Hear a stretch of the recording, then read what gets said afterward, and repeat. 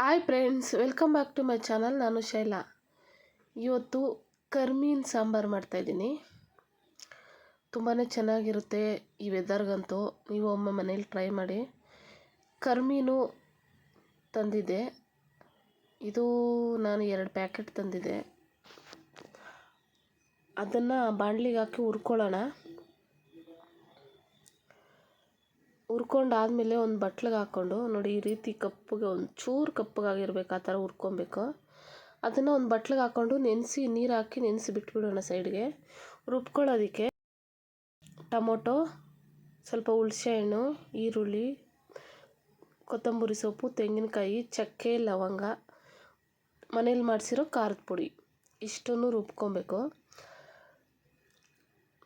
ಕುಕ್ಕರ್ಗೆ ಅವರೆಕಾಳು ಒಂದು ನೈಟ್ ಫುಲ್ಲು ನೆನೆಸಿಟ್ಟಿದ್ದೆ. ಅವರೆಕಾಳು ಹಾಕ್ಕೊಂಡಿದ್ದೀನಿ.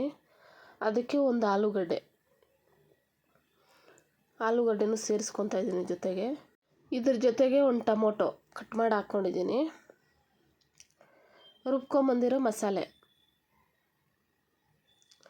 ಇದನ್ನು ಹಾಕ್ಕೊಂಡು ರುಚಿಗೆ ತಕ್ಕಷ್ಟು ಉಪ್ಪು ಹಾಕ್ಕೊಂಡು, ನಾವು ಮೀನು ಹುರ್ಕೊಂಡಿದ್ವಲ್ಲ ಅದನ್ನು ಇವಾಗ ತಲೆಗಳೆಲ್ಲ ತೆಗೆದುಬಿಡ್ಬೇಕು. ಬರೀ ಮಣ್ಣೆ ಇರ್ತೈತೆ ಅದರಲ್ಲಿ.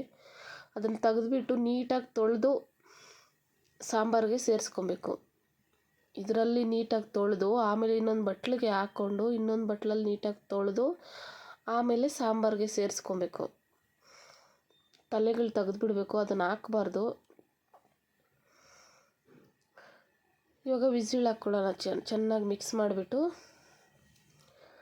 3 ವಿಸಿಲ್ ಹೊಡ್ಸ್ಕೊತೀನಿ ನಾನು.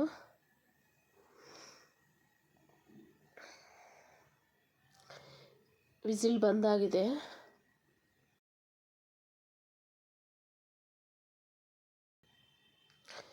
ಇವಾಗ ಇದನ್ನು ಒಗ್ಗರಣೆ ಮಾಡ್ಕೊಳ್ಳೋಣ. ಒಗ್ಗರಣೆಗೆ ಮಾಮೂಲಿ ಗೊತ್ತು, ಎಣ್ಣೆ, ಸಾಸಿವೆ, ಕರಿಬೇವು, ಈರುಳ್ಳಿ ಇಷ್ಟೇ ಒಗ್ಗರಣೆಗೆ. ಈ ವೆದರ್ಗಂತೂ ತುಂಬಾ ಚೆನ್ನಾಗಿರುತ್ತೆ ಕರ್ಮೀನ್ ಸಾಂಬಾರು. ನೀವು ಒಮ್ಮೆ ಮನೇಲಿ ಟ್ರೈ ಮಾಡಿ. ಇಷ್ಟ ಆಗಿದ್ರೆ ಸಬ್ಸ್ಕ್ರೈಬ್ ಮಾಡಿ, ಶೇರ್ ಮಾಡಿ, ಲೈಕ್ ಮಾಡಿ. Thank you for watching.